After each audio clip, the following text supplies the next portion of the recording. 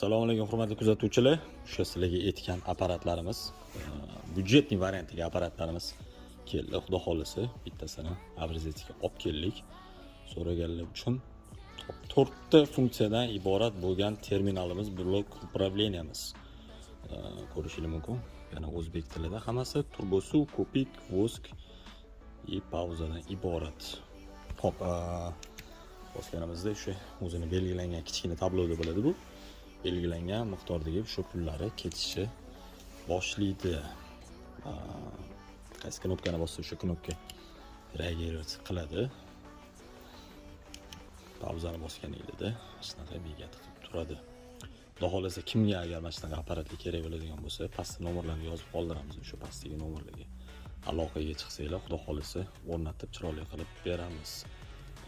Yana eslatib o'taman, bu apparatning narxi byudjetniy variant. Ekonomik variantda bu.